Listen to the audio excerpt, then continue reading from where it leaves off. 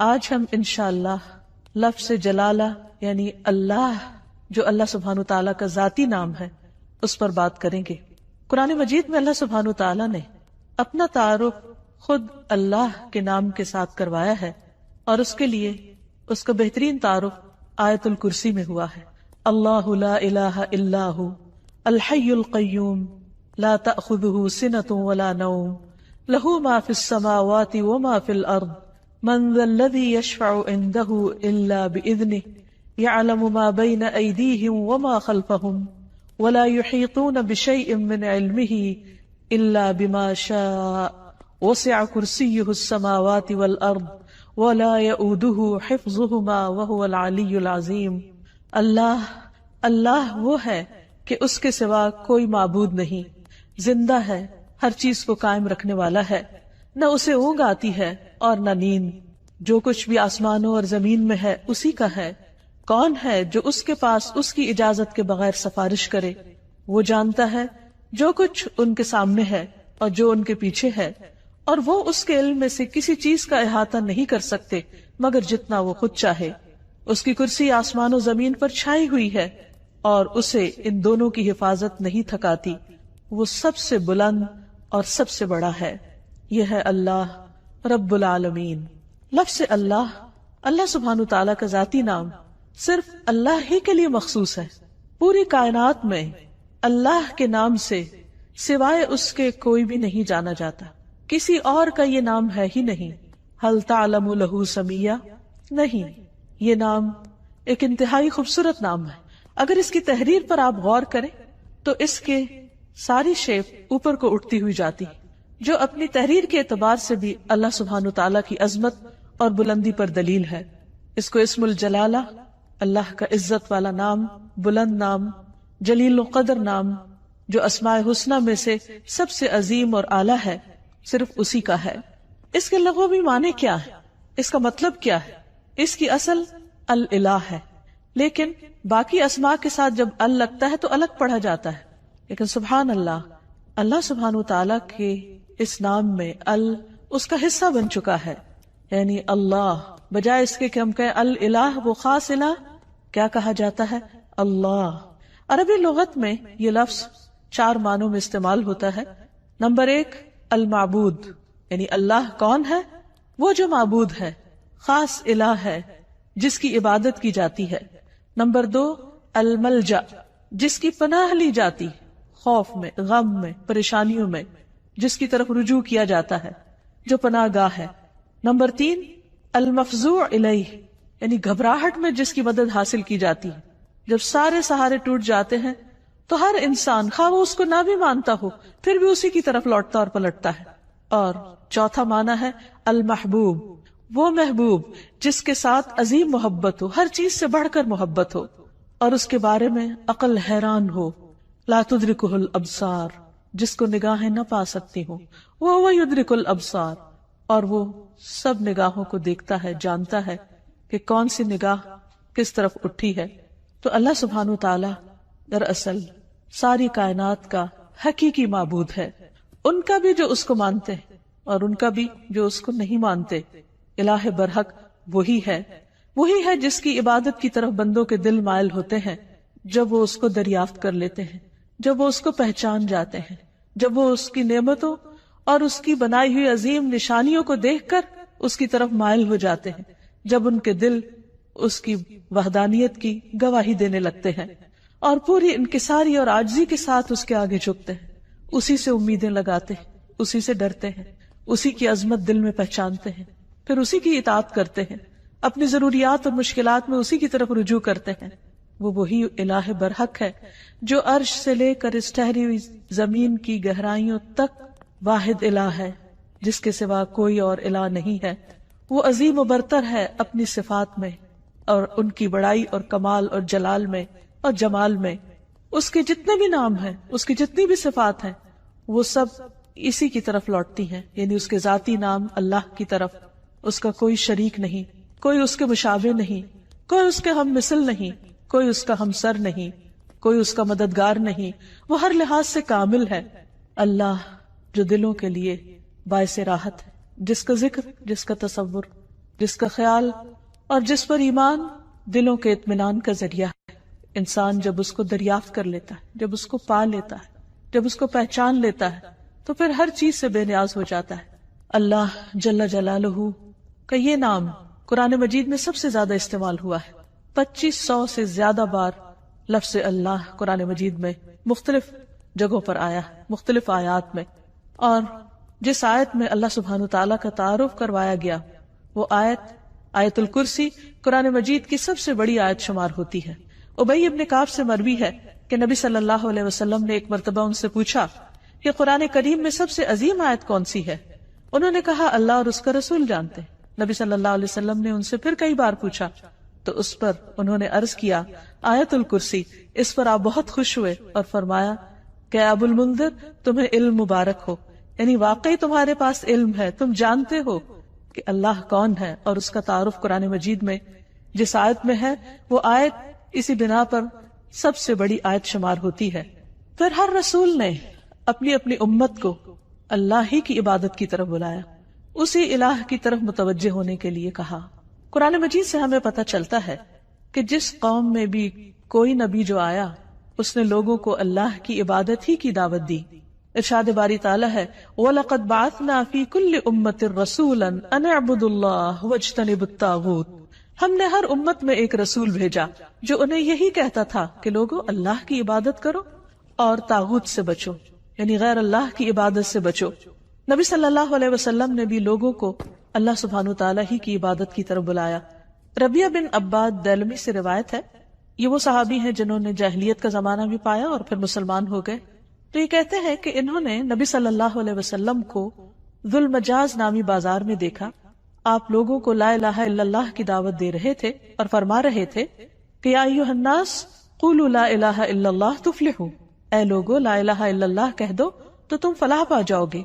وہ کہتے ہیں کہ آپ صلی اللہ علیہ وسلم گلیوں اور بازاروں میں داخل ہو رہے تھے، لوگ آپ کے پیچھے جاتے، آپ کے ارد گرد جمع ہو جاتے، کوئی ان سے کچھ نہیں کہہ رہا تھا اور آپ خاموش ہوئے بغیر اپنی بات دہرائے چلے جا رہے تھے، اے لوگو لا الہ الا اللہ کہہ دو فلاح پا جاؤ گے، اے لوگو لا الہ الا اللہ کہہ دو فلاح پا جاؤ گے۔ گویا انسان کی کامیابی، اس کی نجات، اس کی فلاح کا انحصار اس بات پر ہے کہ وہ ایک اللہ کو اپنا معبود سمجھے اور اس پر ایمان لے آئے۔ یہی سٹیپنگ سٹون ہے سیدھے راستے کی طرف، کامیابی کی طرف۔ اسی طرح بلحجیم قبیلہ کے ایک آدمی سے روایت ہے، وہ کہتے ہیں کہ میں نے پوچھا اے اللہ کے رسول صلی اللہ علیہ وسلم آپ کن چیزوں کی طرف دعوت دیتے ہیں، یعنی آپ کی دعوت کیا ہے، آپ لوگوں کے لیے کیا میسج لے کر آئے؟ آپ نے فرمایا میں اس اللہ کی طرف دعوت دیتا ہوں جو یکتا ہے، بس ایک ہے، وہ اللہ کہ جب تم پر کوئی مصیبت آتی ہے اور تم اسے پکارتے ہو تو وہ تمہاری مصیبت کو دور کر دیتا ہے، جب تم کسی بیابان اور جنگل میں راستہ بھول جاتے ہو اور تم اس سے دعا کرتے ہو تو وہ تمہیں اپنے اصل مقام تک پہنچا دیتا ہے، جب تم قحط سالی میں مبتلا ہوتے ہو اور اس سے دعا کرتے ہو تو وہ پیداوار ظاہر کر دیتا ہے۔ تو اس سے پتہ یہ چلتا ہے کہ ہر انسان کے اندر اللہ کی ایک ضرورت موجود ہے۔ جب وہ دیکھتا ہے کہ اس کے آس پاس کے سب سہارے گم ہو گئے ہیں تو وہ اس ہستی کو پکارتا ہے جس نے اس کو پیدا کیا اور جس نے اس کے ساتھ ضروریات رکھی اور ان ضروریات کو پورا کرنے کا انتظام بھی فرمایا۔ انسان اپنی فطرت میں اپنے رب کو پہچانتا ہے، لیکن اس کا ماحول اس کو مختلف طرح کے اندھیروں میں رکھ کر اس رب سے دور کر دیتا ہے۔ رسول اللہ صلی اللہ علیہ وسلم نے دراصل لوگوں کو انہی اندھیروں سے نکالا، من الظلمات الی النور، من الظلمات الی النور، اندھیروں سے روشنی کی راہ دکھائی اور انہیں اپنے رب کے ساتھ جوڑا۔ پھر یہ کہ لفظ اللہ کے کچھ خصائص بھی ہیں۔ اس لفظ کی سب سے پہلی خصوصیت ہے کہ یہ اللہ سبحانہ وتعالی کا اسم اعظم ہے۔ امام غزالی کہتے ہیں کہ جان لو کہ یہ نام 99 ناموں میں سب سے زیادہ عظیم ہے، کیونکہ یہ اس ذات الہیہ پر دلالت کرتا ہے جو تمام صفات الہیہ کو جمع کرنے والی ہے۔ یہ اس ذات کا نام ہے جس کی ساری صفات ہیں، یہاں تک کہ کوئی بھی صفت اس سے جدا نہیں ہوتی، یعنی باقی ساری صفات اسی کی ہیں، یعنی اللہ سبحانہ وتعالی کی۔ پھر ہم دیکھتے ہیں کہ یہ نام ہر حدیث میں وارد ہوا۔ نبی صلی اللہ علیہ وسلم کی جتنی بھی حدیثیں، ان کے شروع میں ہر جگہ آتا ہے قال رسول اللہ صلی اللہ علیہ وسلم یا عن النبی صلی اللہ علیہ وسلم. تو حدیث کا جتنا بھی ذخیرہ ہے، جتنا بھی خزانہ ہے، اس میں سے ہر حدیث میں اللہ سبحانہ وتعالیٰ کا نام آتا ہے، اسی کی طرف نسبت جاتی ہے. پھر اسی طرح تمام اسماء حسنہ کی نسبت اللہ کی طرف ہے. وَلِلَّهِ الْأَسْمَاءُ الْحُسْنَى، اور اللہ ہی کے لیے ہیں سارے اچھے اچھے نام. فَادْعُوهُ بِهَا، بس تم اس کو ان ناموں کے ساتھ پکارو. یعنی کیسے کہا جاتا ہے؟ اللہ کون ہے؟ وہ جو الرحمن، الرحیم، القدوس، السلام ہے. یعنی یہ سب اللہ کے نام ہیں. یہ نہیں کہا جاتا کہ اللہ الرحمن کا نام ہے یا اللہ العزیز کا نام ہے. نہیں، العزیز اور الرحمن دراصل اللہ سبحانہ وتعالیٰ کے نام ہیں یا اس کی صفات ہیں. پھر یہ ہے کہ یہ نام سب سے زیادہ پکارا جاتا ہے. مثلاً دعاؤں کو اگر ہم دیکھیں، نبی صلی اللہ علیہ وسلم نے اللہ سبحانہ وتعالیٰ کو جن ناموں سے پکارا ان میں سب سے زیادہ یہی نام آتا ہے اللہم کے ساتھ. خود درود شریف کا آغاز بھی اللہم کے ساتھ ہوتا ہے.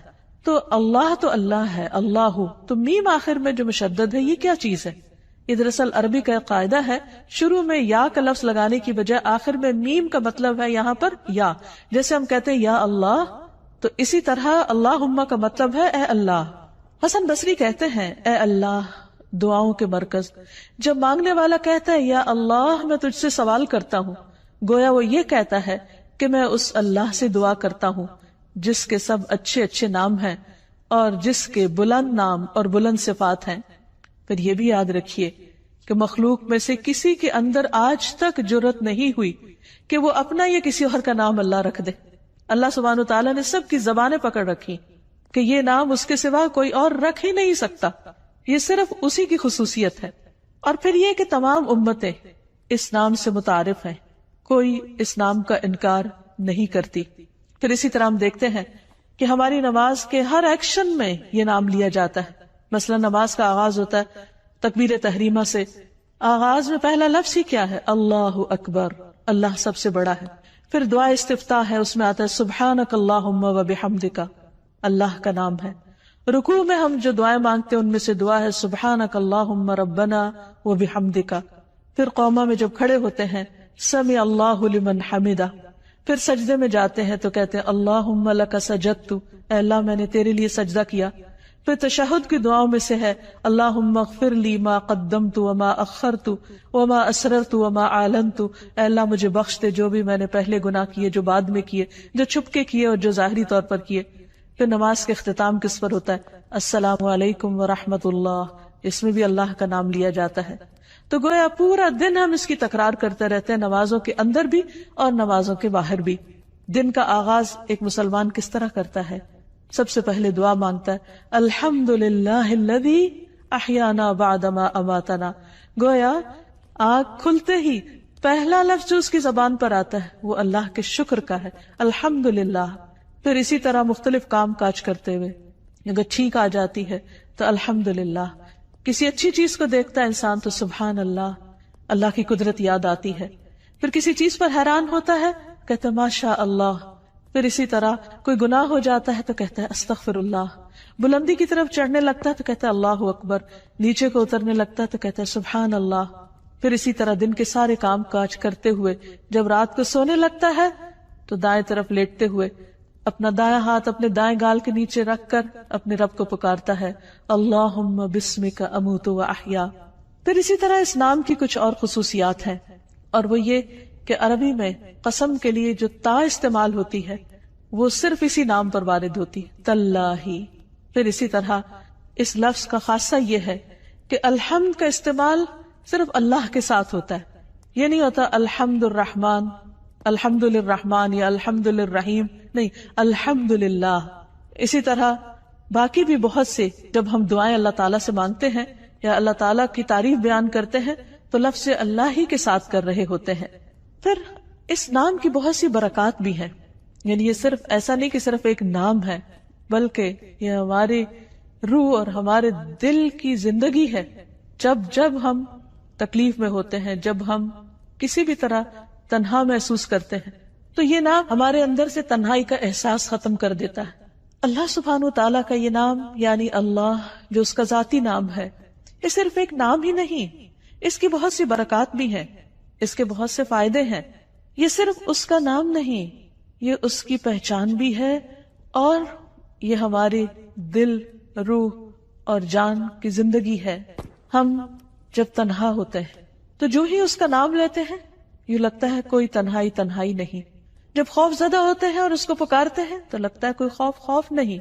ایک دم دلوں کو قرار آ جاتا ہے، تسکین مل جاتی ہے. اگر انسان تکلیف کے وقت بسم اللہ کہتا ہے تو اس کی تکلیف دور ہو جاتی ہے. حضرت جابر کہتے ہیں کہ جب غزوہ احد میں طلحہ رضی اللہ عنہ کی انگلی کٹی تو انہوں نے سی کہا، جیسے عام طور پر ہمارا ریاکشن ہوتا ہے. تو رسول اللہ صلی اللہ علیہ وسلم نے فرمایا اگر تم اس وقت بسم اللہ کہتے، یعنی سی کرنے کی بجائے اللہ کے نام کو یاد کرتے، تو فرشتے تمہیں اٹھا لیتے اس حال میں کہ لوگ تمہیں دیکھ رہے ہوتے. یعنی اتنی قوت ہے اس نام کے اندر. پھر اسی طرح ہم ہر کام کے شروع میں بھی بسم اللہ پڑھتے ہیں اور اس سے اس کام میں برکت ہو جاتی. مثلا کھانا کھاتے وقت اگر کھانا بسم اللہ سے شروع کیا جائے تو اس کھانے میں برکت ہو جاتی. حضرت عائشہ سے روایت ہے کہ ایک مرتبہ نبی صلی اللہ علیہ وسلم اپنے 6 صحابہ کے ساتھ بیٹھ کر کھانا کھا رہے تھے کہ ایک دیہاتی اچانک آیا اور اس نے بسم اللہ پڑھے بغیر کھانا شروع کیا اور 2 لقموں میں سارا کھانا سمیٹ گیا. تو آپ صلی اللہ علیہ وسلم نے فرمایا اگر یہ بسم اللہ پڑھ لیتا تو تم سب کو یہ کھانا کفایت کر جاتا. یعنی اگر بسم اللہ سے یہ آغاز کرتا تو 6 میں اگر 7واں بھی شامل ہو جاتا تو سب کی بھوک دور ہو جاتی.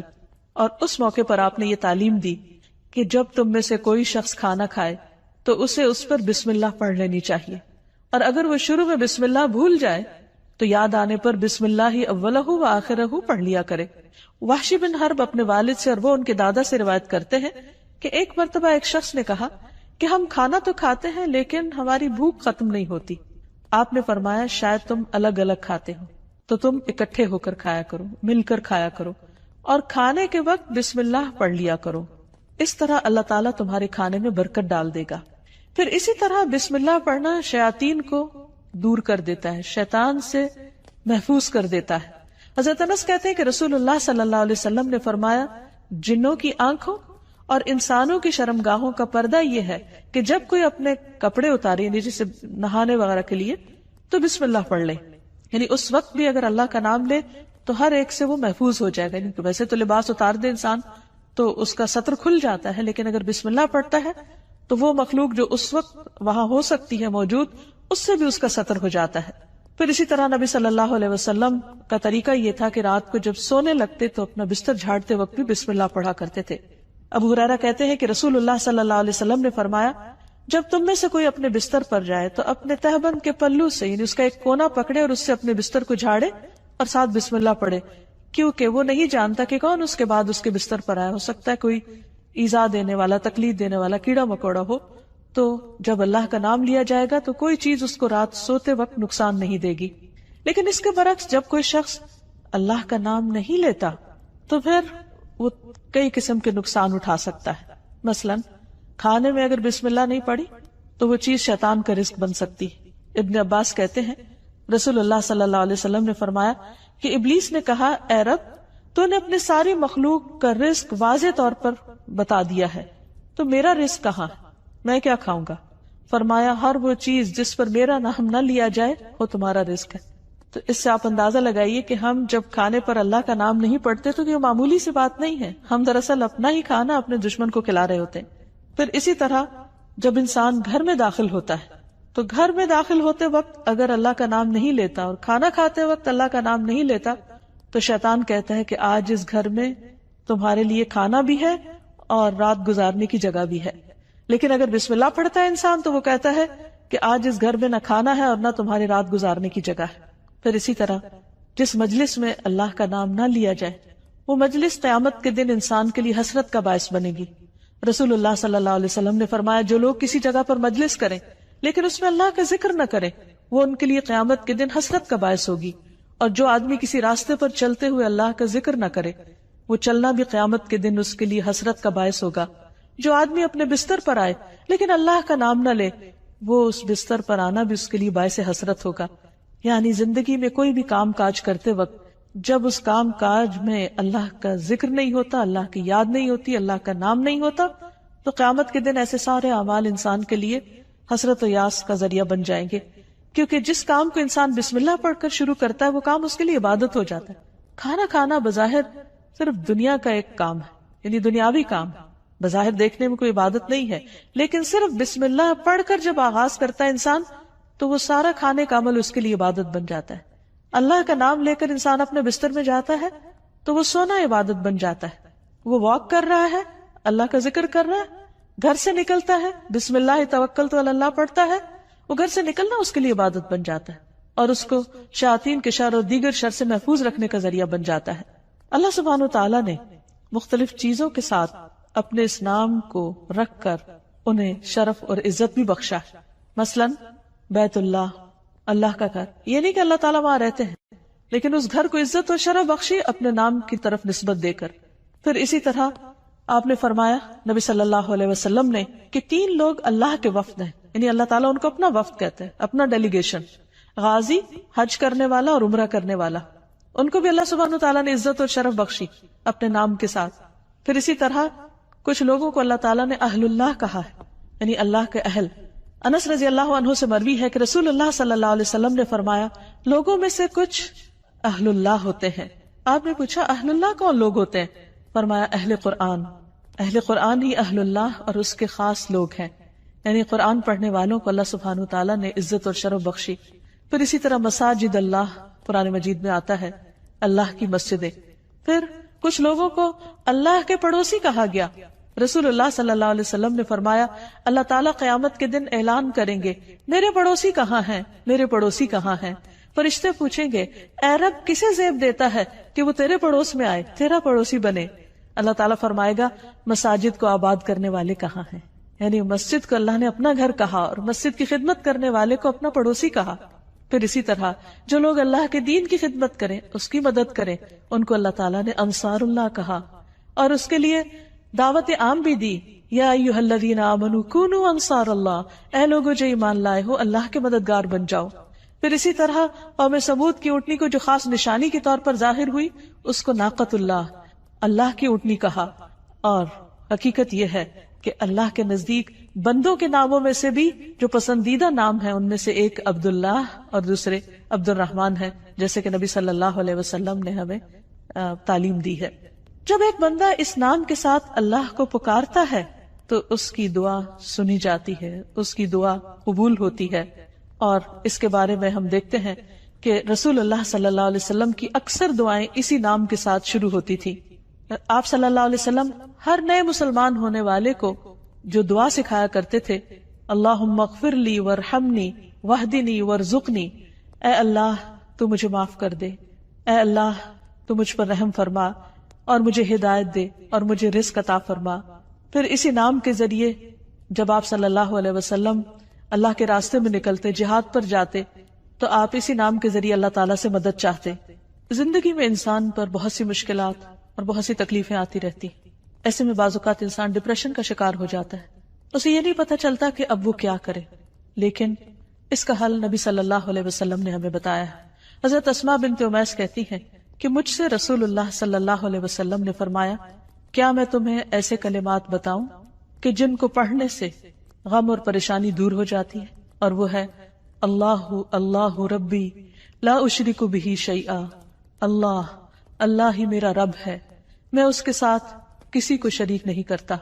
جب انسان کثرت سے اس کی تکرار کرتا ہے تو بڑے سے بڑا رنج اور غم دور ہو جاتا ہے، کیونکہ نبی صلی اللہ علیہ وسلم نے جو بھی ہمیں تعلیم دی ہے وہ دراصل اللہ سبحانہ تعالیٰ ہی نے آپ کو دی تھی، اور اسی کی روشنی میں آپ نے وہ تمام چیزیں ہمیں سکھائیں. اسی طرح حضرت یعقوب علیہ السلام پر جب بہت غم آیا بیٹے کی جدائی کا تو انہوں نے بندوں سے شکوہ شکایت نہیں کی، بلکہ کیا کہا انما اشکو بثی وحزنی الی اللہ، انما اشکو بے شک میں شکوہ کرتا ہوں، بثی وحزنی اپنے رنج و غم کا، الی اللہ صرف اللہ کی طرف. اور حقیقت یہ ہے کہ جب انسان ایسی حالت میں اللہ کی طرف رجوع کرتا ہے تو اللہ سبحانہ وتعالیٰ اپنے غیب کے خزانوں سے اس کی مدد کرتا ہے اور اس کو تنہا نہیں چھوڑتا، اس کو تھام لیتا ہے. لفظ اللہ کے ساتھ پکارنا دعاؤں کی قبولیت کا ذریعہ بنتا ہے.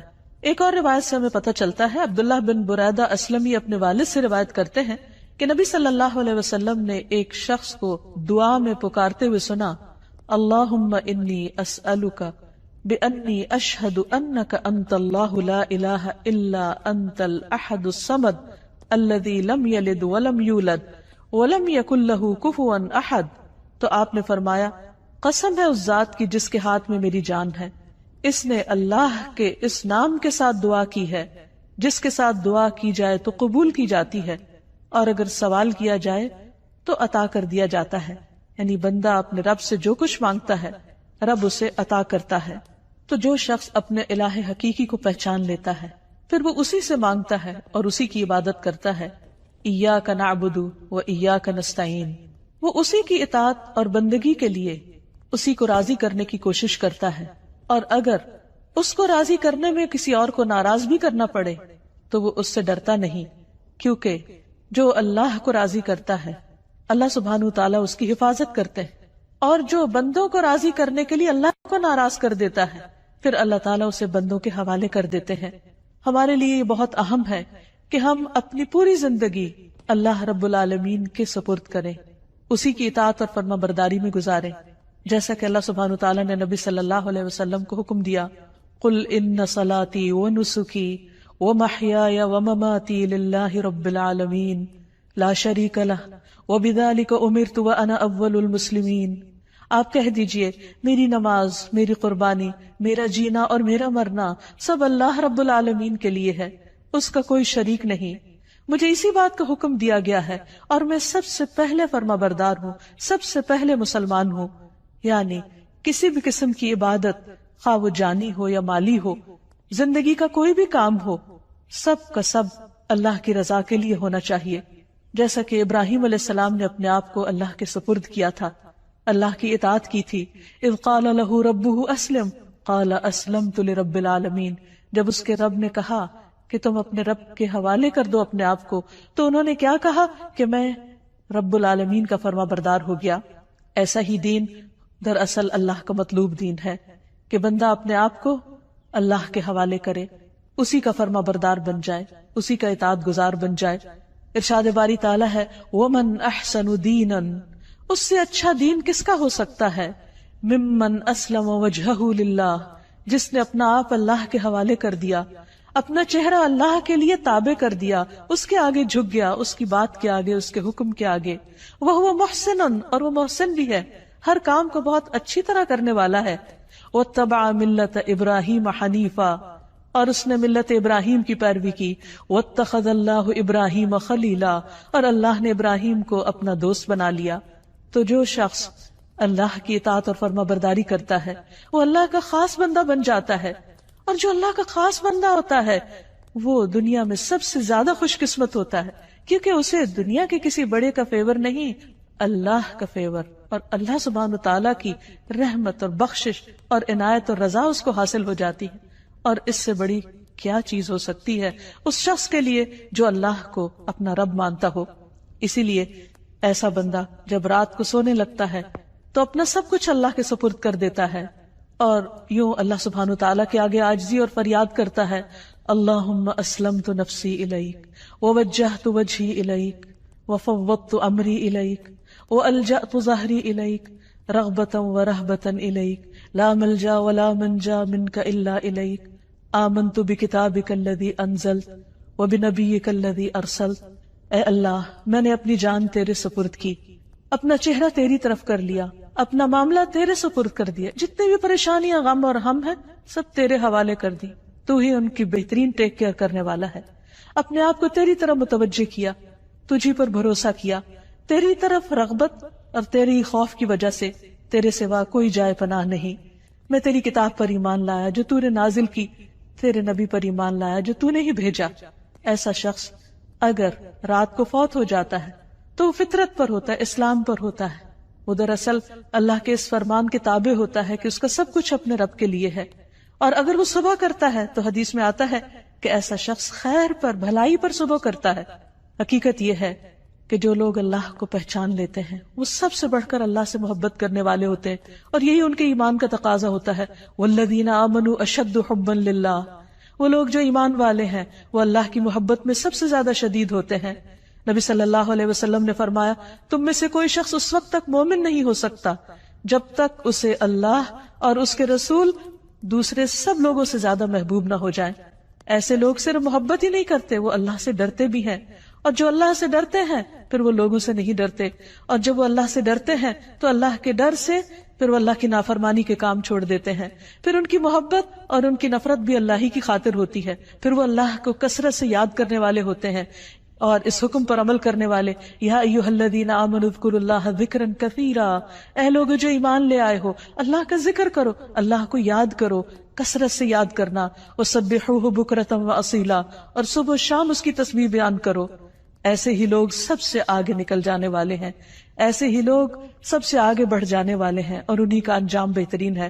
نبی صلی اللہ علیہ وسلم نے فرمایا مفردون سبقت لے گئے۔ لوگوں نے پوچھا اللہ کے رسول صلی اللہ علیہ وسلم وہ کون ہے؟ آپ نے فرمایا اللہ کا بہت زیادہ ذکر کرنے والے مرد اور عورتیں۔ اللہ سے دعا ہے کہ اللہ تعالی ہمیں ان لوگوں میں شامل کر لے جو سب سے زیادہ اس کو یاد کرنے والے ہیں، کیونکہ اسی میں دلوں کا اطمینان، دلوں کی راحت اور آخرت کی کامیابی ہے۔ وآخر دعوانا ان الحمد للہ رب العالمین۔